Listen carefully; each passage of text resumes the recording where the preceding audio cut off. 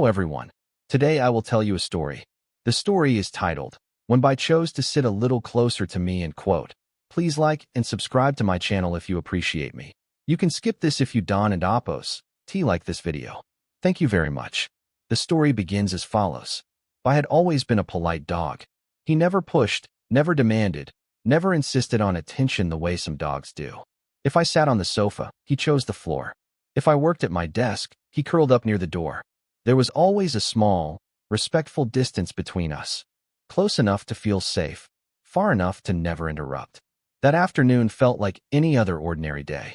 The sunlight slipped gently through the window, landing in soft rectangles on the floor. I sat on the couch with my phone, scrolling through messages, my mind full of unfinished tasks and quiet worries. I lay nearby, watching the room the way he always did, ears half alert, eyes calm, breathing slow. At some point, I shifted my position. The couch made a soft sound, and that's when Bai lifted his head. He looked at me, tilted it slightly, then stood up. Instead of returning to his usual spot, he walked over and sat right next to me. Not touching, just closer. Close enough that I could feel the warmth of his body through my clothes. I didn't react at first. I was used to Bai being near, but not this near. After a few seconds, I glanced down. Bai wasn't staring at me. He wasn't asking for anything.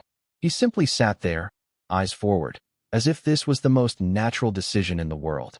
I smiled without realizing it. There was something quietly beautiful about that moment.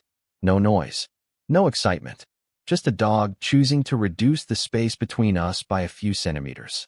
That small decision carried more meaning than loud affection ever could. I stayed there for a long time. His tail rested loosely on the couch. His breathing synced slowly with mine.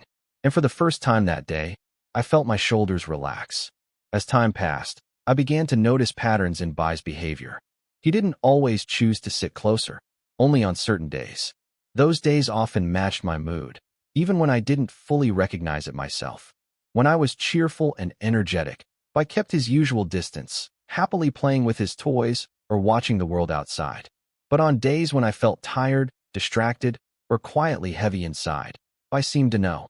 He would move closer, sometimes just a little, sometimes enough for his fur to brush against my arm. That day, Bai leaned slightly toward me, not enough to invade my space, just enough to remind me he was there. I reached out without thinking and rested my hand on his back. He didn't move. He didn't look up. His body simply relaxed under my palm. It struck me then. Bai wasn't asking for comfort. He was offering it. Dogs don't speak our language, but they read us better than we read ourselves. Bai noticed the slower movements in my hands, the long pauses between breaths, the way my eyes stayed unfocused on the screen. And in his own simple, honest way, he responded by choosing closeness. Minutes turned into nearly an hour. I stopped scrolling. The room felt quieter, even though nothing had changed. Bai occasionally adjusted his position, making sure some part of him stayed in contact with me. His shoulder, his back, his tail. There was no obligation in his presence. He didn't expect praise or treats. He didn't demand attention. He simply stayed. In that stillness, I realized something important. Love doesn't always announce itself. Sometimes it arrives softly and sits beside you, saying nothing, doing everything. When Bai finally stood up and walked away, the couch felt slightly emptier, but my heart felt fuller. That simple act of choosing to sit closer stayed with me long after the moment passed.